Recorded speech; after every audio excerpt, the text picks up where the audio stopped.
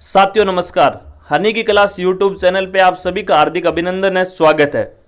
जो अभ्यर्थी रीट की तैयारी करना चाहते हैं उन सभी के लिए एक खुशखबरी ये है, इसी चैनल पे ऑनलाइन निःशुल्क बैच है वो आज से प्रारंभ हो रहा है। एकदम शुरुआत से तैयारी है वो स्टार्ट करेंगे, बेसिक से हर चीज़ें आपके साथ शेयर की जाएगी। ये वीडियो आज जो भी अभ्यर्थी जिनका इस बार चयन नहीं हो पाया उनके लिए, इसके अलावा जो अभ्यर्थी अभी बीएसटीसी कर रहे हैं first year and second year, इसके अलावा जो बीएड कर रहे हैं और जिनका आगे सपना है कि उनको रीट क्वालिफाई करके टीचिंग लाइन में जाना है, उन सभी के लिए ये वीडियो इंपॉर्टेंट होने वाला है। साथियों क्या रहेगी खास बात, सारी चीज़ें अपन आगे डिस्कस आराम से करेंगे। इसके अलावा क्लास की बात भी आज एक टॉपिक है वो भी इसी वीडियो के अंदर अपन शुरू करेंगे। सबसे महत्वपूर्ण बात यह है कि कुछ अभ्यर्थी जो बीएसटीसी फर्स्ट ईयर में है, इसके अलावा बीएड जिनका फर्स्ट ईयर चल रहा है, वो लोग अगर ऐसा सोच रहे हैं कि बीएड या बीएसटीसी करने के बाद वो रीट की तैयारी कर लेंगे तो बहुत ज़्यादा वक्त निकल जाएगा, क्योंकि अभी आप 2 साल इसमें जाया कर देंगे, फिर तैयारी करने में आप 1-2 साल लगा देंगे, उसके बाद राजस्थान में जल्दी से वैकेंसी नहीं आती है, ऐसे करके बहुत लंबा टाइम निकल जाता है और फिर सिलेक्शन है वो नहीं हो पाता है। और जो अभ्यर्थी प्रथम वैकेंसी के अंदर उसी को टारगेट लेकर चलते हैं कि मेरे को फर्स्ट वैकेंसी है उसी के अंदर चयनित होना है, वो अभ्यर्थी फर्स्ट ईयर में जिस दिन बीएसटीसी के अंदर एडमिशन लेते हैं उसी दिन से अध्यापक भर्ती और पात्रता परीक्षा की तैयारी है वो शुरू कर देते हैं। और इसी वजह से 2 साल उनका जो प्रशिक्षण है वो भी कंप्लीट हो जाता है बीएसटीसी या बीएड, और जैसे ही कंप्लीट करते हैं उसके साथ उनकी तैयारी भी इतनी बेहतरीन हो जाती है कि जो भी वैकेंसी निकलती है उसके अंदर वो लोग आराम से रिविजन करके उसको क्वालिफाई कर देते हैं। इस कोर्स की सबसे अच्छी बात यह है कि एक तो बहुत लंबा चौड़ा कुछ नहीं होगा, सारी सटीक चीजें आपके साथ साझा की जाएगी और डेली बहुत शॉर्ट वीडियो आपके साथ साझा किया जाएगा। आप ऑलरेडी अपना बीएसटीसी बीएड करते हुए अगर आप कहीं पढ़ा रहे हैं ऑलरेडी, तो टीचिंग करवाते हुए प्राइवेट स्कूल्स के अंदर साथ में आप इसको भी कर सकते हैं। बहुत कम समय देकर के भी आपको सटीक नोट्स है वो आपके साथ साझा किए जाएंगे।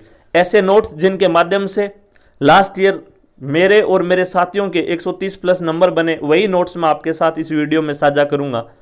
आज जो भी वीडियो होगा आपको रेगुलर वीडियो क्लास देखनी है और साथ साथ में नोट्स आपको बनाने हैं, क्योंकि बहुत ज़्यादा कंटेंट नहीं, बहुत छोटा वीडियो बनाऊंगा, थोड़ा कंटेंट मैं शेयर करूंगा। एग्जाम तक सारी चीज़ें वो आपके साथ शेयर कर दूंगा, टेंशन लेने की जरूरत नहीं है। आज सबसे पहले अपन इसके अंदर जो शुरुआत करने वाले हैं वो शुरुआत करने वाले हैं साथियों राजस्थान जिला दर्शन से, जो कि ना सिर्फ रीट, इवन राजस्थान के अंदर होने वाली हर वैकेंसी के लिए महत्वपूर्ण है। रीट, पटवार और पुलिस इत्यादि जो भी कोई भी वैकेंसी है राजस्थान के अंदर जो हो रही है जिसमें राजस्थान जीके का रोल होता है, उन सभी वैकेंसीज के लिए आज की क्लास महत्वपूर्ण होने वाली है। राजस्थान जिला दर्शन हमें पढ़ने की जरूरत एक तो इसलिए क्योंकि राजस्थान के अंदर हाल ही में जिलों का पुनर्गठन किया गया है और वर्तमान में जिलों की संख्या बढ़ा दी गई है। बहुत से लोग ऐसे कह रहे हैं कि इससे जीके में भूगोल बदल गया है, लेकिन सिर्फ भूगोल नहीं बदला है साथियों, जिले बदलने की वजह से हिस्ट्री भी बदल गई है, कला संस्कृति भी बदल गई है। कला संस्कृति कैसे बदल गई है कि जो मंदिर पहले किसी दूसरे जिले में हुआ करता था, हमने याद कर रखा था, अब वो किसी दूसरे जिले में चला गया, इसलिए उन सारे प्रश्नों के आंसर है वो चेंज हो गए हैं। वो सारी चीजें अपन इसी क्लास के अंदर आगे आने वाली क्लासों में डिस्कस करेंगे बाय एंड बाय। आज अपन सबसे पहले शुरुआत करेंगे अनूपगढ़ जिले से और उससे पहले थोड़ी से राजस्थान के बारे में भी चर्चा करेंगे। शुरुआत से तैयारी है, जो भी साथी रीट की तैयारी करना चाहते हैं तो वे चैनल को सब्सक्राइब कर दें। इसके अलावा वीडियो को लाइक भी करें जिससे हमें मोटिवेशन मिलता है। इसके अलावा आपके जो भी साथी है, देखो तैयारी हमेशा ग्रुप में करनी चाहिए, उसका सबसे अच्छा बेनिफिट होता है। इसलिए आपके जो भी साथी है जो ऑलरेडी बीएसटीसी बीएड कर रहे हैं या फिर रीट की तैयारी कर रहे हैं, उन सभी के साथ भी आप वीडियो साझा करें और एक ग्रुप के साथ हमारे चैनल की हेल्प लेते हुए तैयारी करें। चलिए आज अपन बात करने वाले हैं थोड़े से राजस्थान परिचय के बारे में। तो अपनी जैसा कि शुरुआत है इसलिए बजरंगबली के नाम के साथ अपन शुरुआत करते हैं और सबसे पहले बात करेंगे राजस्थान का जो पर्यटन वाक्य है वर्तमान में। राजस्थान का पर्यटन वाक्य है वो क्या है साथियों? राजस्थान लगे कुछ अपना सा। राजस्थान का पर्यटन वाक्य क्या है? राजस्थान लगे कुछ अपना सा। इसके अलावा राजस्थान का क्षेत्रफल कितना है? 3,42,239 वर्ग किलोमीटर। वर्ग किलोमीटर में कितना है? 3,42,239 वर्ग किलोमीटर ये राजस्थान का क्षेत्रफल है। वर्ग मील में अपन बात करें तो यही वैल्यू 1,32,139 वर्ग मील है साथियों। कितनी है? 1,32,139 वर्ग मील। तो ये भी आपको याद रखना है, वर्ग मील में भी याद रखना है और वर्ग किलोमीटर में भी याद रखना है साथियों। इसके अलावा बात करें तो राजस्थान के अंदर जो जिलों का पुनर्गठन किया गया है वो कब किया गया है? तो 4 अगस्त 2023 को कब किया गया साथियों? हाल ही में किया गया है, लेकिन अभी हो सकता है आपके दिनांक याद नहीं हो, तो ये डेट अपने को याद रखनी है। और राजस्थान में अभी जो जिलों का पुनर्गठन किया गया है, इसके बाद राजस्थान में कुल कितने जिले हो गए हैं? 50 जिले और 10 संभाग हो गए हैं। कितने? 50 जिले और 10 संभाग। इनके अलावा इनमें सबसे बड़ा जिला कौन सा है?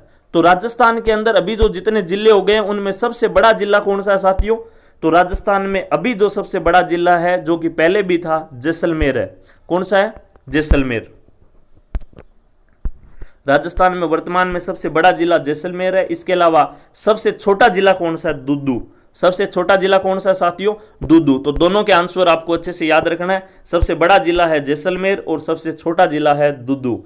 सीमावर्ती जिले कितने हैं? वर्तमान में जो 50 जिले हैं उनमें से ऐसे कौन से जिले हैं, कितने जिले हैं जो सीमावर्ती जिले हैं और ऐसे कितने जिले हैं जो आंतरिक जिले हैं? तो सीमावर्ती जिले हैं वो 28 है साथियों। कितने जिले हैं? 28। इसके अलावा आंतरिक जिले हैं 22। आंतरिक जिले कितने हैं? 22। अंतर्राष्ट्रीय सीमा पर स्थित जिले, तो अंतर्राष्ट्रीय सीमा पर स्थित जिलों की अगर बात करें अपन तो पहले 4 थे, वर्तमान में कितने हैं? 5। कितने हैं? 5। अंतर्राष्ट्रीय सीमा पर स्थित 5 जिले। और अंतर्राष्ट्रीय में भी बात करें तो इन 5 जिलों की सीमा किससे लगती है साथियों?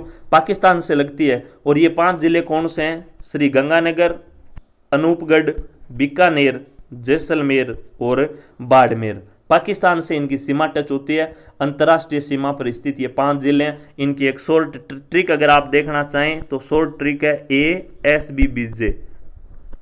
हालांकि आजकल SBBJ है वो बंद हो चुकी है, पहले बैंक हुआ करती थी, है ना।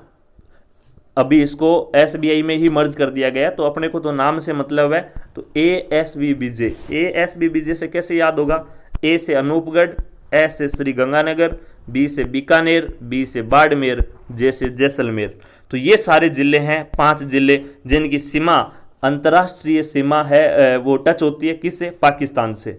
इसके अलावा हरियाणा के साथ 8 जिले टच होते हैं, उत्तर प्रदेश के साथ 3 जिले टच होते हैं। ये तो अपना था शुरू में थोड़ा हल्का सा राजस्थान के बारे में परिचय। अब अपन आज जिला दर्शन में जो सबसे पहले जिस जिले की बात करने वाले हैं, अनूपगढ़ की, अनूपगढ़ के बारे में अपन डिस्कस करेंगे। अनूपगढ़ जो जिला है साथियों वो कहाँ पे बसा हुआ है? घग्गर नदी के किनारे पे बसा हुआ है। कहाँ बसा हुआ है? घग्गर नदी के किनारे। तो ये आपको एक तो याद रखना है कि अनूपगढ़ जो जिला है वो कहाँ पे बसा हुआ है? घग्गर नदी के किनारे पे बसा हुआ है। इसके अलावा इसके जो संस्थापक है वो कौन है? महाराजा अनूप सिंह। अनूपगढ़ जिले के संस्थापक कौन है? महाराजा अनूप सिंह। मैं जैसे बोलता हूँ आपको साथ साथ नोट्स भी बनाने हैं, अच्छे से लिखना भी है साथियों। अनूपगढ़ का जो प्राचीन नाम है वो क्या है? चुघेर। अनूपगढ़ का प्राचीन नाम क्या है साथियों? चुघेर। और अनूपगढ़ के किले का निर्माण है वो किसने करवाया था? अनूप सिंह जी ने करवाया था, महाराजा अनूप सिंह ने। और 1678 ईस्वी में करवाया था। कब करवाया था? 1678 ईस्वी में। इसके अलावा अगर बात करें तो अभी अपन ऊपर डिस्कस कर चुके हैं, जैसा कि राजस्थान के अंदर जो 50 जिले हैं उनमें अंतर्राष्ट्रीय सीमा टच करने वाले कितने जिले हैं? 5 जिले जो कि पाकिस्तान से टच करते हैं जिनकी सीमा, उन्हीं में से एक कौन था? अनूपगढ़ था। तो ये भी बात इसमें अपने को नोट करनी है। अंतर्राष्ट्रीय सीमा के नजदीक स्थित है। अंतर्राष्ट्रीय सीमा के क्या है? नजदीक स्थित है। कौन सा जिला? अनूपगढ़। इसके अलावा धूल भरी आंधियां आना सामान्य विशेषता है। अनूपगढ़ की सामान्य विशेषता क्या है? धूल भरी आंधियां यहाँ पे चलती है, ये इसकी सामान्य विशेषता है। इसके अलावा गंग नहर और इंदिरा गांधी नहर परियोजना और घग्गर नदी से सिंचित जिला है। अनूपगढ़ जिला अगर आप वैसे देखें तो गंगानगर जो जिला है ये भी तकरीबन इसके पास में ही आता है। इसी वजह से जो गंग नहर और इंदिरा गांधी नहर परियोजना और घग्गर नदी से सिंचित ये जिला है अनूपगढ़। तो यहाँ पे इन तीनों के माध्यम से जो खेती का कार्य है वो सुचारू रूप से चलता है। कौन कौन सी याद रखना अपने को? गंग नहर, इंदिरा गांधी नहर परियोजना और घग्गर नदी। घग्गर नदी हाल ही में चर्चा में है क्योंकि काफी उफान आ गया था, आप सभी ने सुना होगा। चलते हैं नेक्स्ट पॉइंट पे। घग्गर नदी अनूपगढ़ के बिंजोर से पाकिस्तान में प्रवेश करती है। ये जो बिंजोर है साथियों, ये राजस्थान का ही एक मतलब जगह है, राजस्थान की अनूपगढ़ से टच, मतलब अनूपगढ़ में ही समझ लो आप, राजस्थान में ही है बिंजोर, जो कि एक तरीके से वैसे देखें तो पाकिस्तान और पंजाब के बीच का एरिया है राजस्थान का। तो घग्गर नदी है वो अनूपगढ़ के बिंजोर से होते हुए पाकिस्तान में प्रवेश करती है। तो अगर आपसे यह पूछा जाए कि पाकिस्तान में घग्गर नदी प्रवेश करती है तो राजस्थान के कौन से क्षेत्र से होते हुए जाती है, तो बिंजोर से होते हुए जाती है। तो यह भी अपने लिए कहीं ना कहीं महत्वपूर्ण है, बिंजोर आपको याद रखना है। इसके अलावा ये बिंजोर है, ये भी साथियों नई बिंजोर और पुरानी बिंजोर दो है। तो नई बिंजोर जिसको तख्त हजारा बोला जाता है, यहां पे आपको एक पॉइंट याद रखना है, लैला मजनू का मेला वर्ष में 2 बार लगता है साथियों। कहां पे लगता है? नई बिंजोर में, तख्त हजारा भी जिसको बोलते हैं। यहां पे लैला मजनू का मेला वर्ष में 2 बार लगता है। कितनी बार लगता है? 2 बार। ये अपने को याद रखना है नई बिंजोर में। तो एक तो बिंजोर से अपने को 2 चीजें याद रखनी है। एक चीज क्या कि अनूपगढ़ से जो घग्गर नदी निकलती है वो बिंजोर होते हुए पाकिस्तान में प्रवेश करती है। इसके अलावा जो नई बिंजोर है, तख्त हजारा जहां पे है, वहां लैला मजनू का मेला वर्ष में 2 बार आयोजित होता है। तो ये दोनों महत्वपूर्ण चीजें हैं जो बिंजोर से जुड़ी हुई है, याद रखना अपने को। इसके अलावा बात करें अपन डाबला गांव की, कौन से गांव की? डाबला गांव की। ये डाबला गांव है, ये कहां पे है साथियों? अनूपगढ़ की बात कर रहे हैं तो जाहिर सी बात है अनूपगढ़ में ही है। और अनूपगढ़ में कितनी तहसीलें हैं? 7 तहसीलें हैं। अनूपगढ़ में कितनी तहसीलें हैं साथियों? 7 तहसीलें, जिनकी अभी बात करेंगे अपन आगे। तो अनूपगढ़ की एक तहसील है रायसिंह नगर तहसील। तो रायसिंह नगर जो तहसील है उसी के अंदर, उसी के डाबला गांव के अंदर, ये जो डाबला गांव है वो रायसिंह नगर तहसील में स्थित है। अब इसकी बात अपन ने क्यों की, या महत्वपूर्ण चीज यहाँ पे क्या थी? तो महत्वपूर्ण चीज है साथियों, इसी डाबला गांव में बुड्ढा जोहड़ गुरुद्वारा, सिख धर्म का जो सबसे बड़ा गुरुद्वारा है, बुड्ढा जोहड़ गुरुद्वारा। कौन सा? बुड्ढा जोहड़ गुरुद्वारा। और साथियों याद रखना ये सिख धर्म का सबसे बड़ा गुरुद्वारा है। नोट करना आपको, अभी नोट कर लीजिए आप अपने नोट्स के अंदर, सिख धर्म का सबसे बड़ा गुरुद्वारा कौन सा है? बुड्ढा जोहड़ गुरुद्वारा, जो कि रायसिंह नगर तहसील के डाबला गांव में स्थित है। और रायसिंह नगर कहां पे है? अनूपगढ़ जिले में है। तो ये अपने को याद रखना है। इसके अलावा जो ये बुड्ढा जोड़ गुरुद्वारा है, इसको राजस्थान का अमृतसर या फिर राजस्थान का स्वर्ण मंदिर कहा जाता है साथियों। राजस्थान का स्वर्ण मंदिर या फिर राजस्थान का अमृतसर कहा जाता है। किसको कहा जाता है? डाबला गांव में स्थित जो बुड्ढा जोड़ गुरुद्वारा है उसको। और ये सिख धर्म का सबसे बड़ा गुरुद्वारा है, बाबा फतेह सिंह द्वारा निर्मित। इसका निर्माण किसने करवाया था साथियों? बाबा फतेह सिंह ने। किसने करवाया था? बाबा फतेह सिंह ने। ये बात भी अपने को अच्छे से याद रखनी है। इसके अलावा जो ये बुड्ढा जोड़ गुरुद्वारा है, सिख धर्म का सबसे बड़ा गुरुद्वारा, यहां पर मेला लगता है। कब लगता है? श्रावण की अमावस्या को, श्रावण मास की अमावस्या को इसी बुड्ढा जोड़ गुरुद्वारा, जिसको राजस्थान का अमृतसर या राजस्थान का स्वर्ण मंदिर कहते हैं, यहां पर मेला लगता है श्रावण मास की अमावस्या को। अच्छा, श्रावण मास की अमावस्या की अगर बात करें तो एक मेला और लगता है श्रावण मास की अमावस्या को। किसका मेला लगता है? डिग्गी कल्याण जी का मेला, जो कि टोंक जिले में। यह मेला भी श्रावण अमावस्या को लगता है। श्रावण अमावस्या की बात आई इसलिए अपन ने इस मेले की बात कर ली। हालांकि ये टोंक जिले से रिलेटेड है, उसी में अपन पढ़ेंगे। फिलहाल अनूपगढ़ की बात कर लेते हैं। तो अनूपगढ़ में मैंने जैसा कि आपको बताया 7 तहसीलें हैं, जिसमें अपन ने रायसिंह नगर की बात करी है। ऐसे विजयनगर है। इस विजयनगर में कौन सा मेला लगता है? तो देखिए, विजयनगर में डाडा पंपाराम का मेला लगता है। किसका लगता है साथियों? डाडा पंपाराम। डाडा पंपाराम का मेला कब लगता है? फाल्गुन की अमावस्या को। जो ऊपर वाला जो मेला लग रहा था साथियों, वो तो कब लग रहा था? बुड्ढा जोड़ गुरुद्वारे में। वो मेला लग रहा था श्रावण की अमावस्या को, लेकिन ये लगता है फाल्गुन की अमावस्या को। फाल्गुन की अमावस्या को डाडा पंपाराम का मेला कहां भरा जाता है? विजयनगर में। और कितने दिन तक चलता है? 7 दिन तक चलता है साथियों। कितने दिन तक चलता है? 7 दिन तक। तो याद रखना है, विजयनगर में डाडा पंपाराम का मेला फाल्गुन अमावस्या को भरता है और 7 दिन तक चलता है। अपन धीरे धीरे चलेंगे, डेली 1-2 जिले ही लेंगे, जितना मतलब, ताकि बड़ा वीडियो नहीं हो। और कोशिश यही करेंगे कि वीडियो के अंदर ही इस कंटेंट को अपन साथ में याद कर लें, ताकि दोबारा से पढ़ने की ज्यादा जरूरत ना पड़े। इसके अलावा बात करें गड़साना की, तो एक तहसील ये भी है गड़साना। 7 तहसील की अभी अपन बात कर लेंगे। गड़साना किसान आंदोलन 2004 में यहां पे हुआ था, जिसको अंतिम किसान आंदोलन के रूप में देखा गया है। तो गड़साना के अंदर जो गड़साना किसान आंदोलन है वो कब हुआ साथियों? 2004 में, जो कि अंतिम किसान आंदोलन था।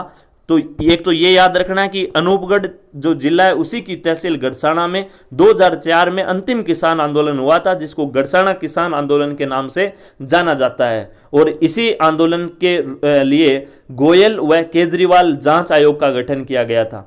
कौन से दो जांच आयोग का गठन किया गया? कौन से दो जांच आयोग आए?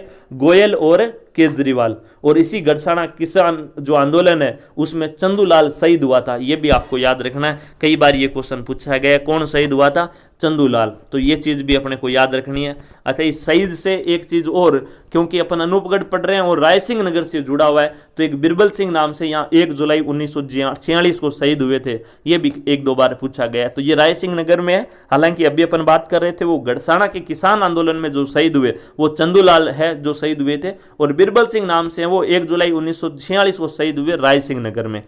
इसके अलावा यहाँ पे जैसा कि मैंने आपको बता दिया, अनूपगढ़ के अंदर 3 चीजें, मतलब जो आपको सोर्स बताए खेती के लिए या सिंचाई के लिए, तो यहाँ एक कर लगता है, आबियाना कर। कौन सा कर है? आबियाना कर। और ये आबियाना कर है, इसके अंदर आपको ये ऑप्शन में पूछा जा सकता है कि आबियाना कर क्या है, तो ये सिंचाई पे लगने वाला कर है साथियों। कौन सा है? सिंचाई पे लगने वाला कर है। तो अनूपगढ़ में जैसे मैंने आपको बताया कि 7 तहसीलें हैं, तो 7 तहसीलों के बारे में, उनके अंदर कौन सा मेला कब भरता है, ये अपन ऊपर पढ़ चुके हैं, लेकिन 7 तहसीलें कौन सी है वो एक बार देख लेते हैं। तो एक तो अनूपगढ़ जिला है, ये खुद हो गया अनूपगढ़, दूसरा रायसिंह नगर, तीसरा श्री विजयनगर, चौथा गड़साना, पांचवा रावला, छठा सत्तरगढ़ और फिर खाजूवाड़ा। तो 7 तहसीलें साथियों कौन सी है? अनूपगढ़, रायसिंह नगर, श्री विजयनगर, गड़साना, रावला, छत्तरगढ़ और खाजूवाड़ा। इसके अलावा साथियों अनूपगढ़ जिले की जो आकृति है वो कैसी है? शेर जैसी आकृति है। अनूपगढ़ जिले की आकृति कैसी है? शेर जैसी। और पाकिस्तान की आकृति कैसी है? कुत्ते जैसी।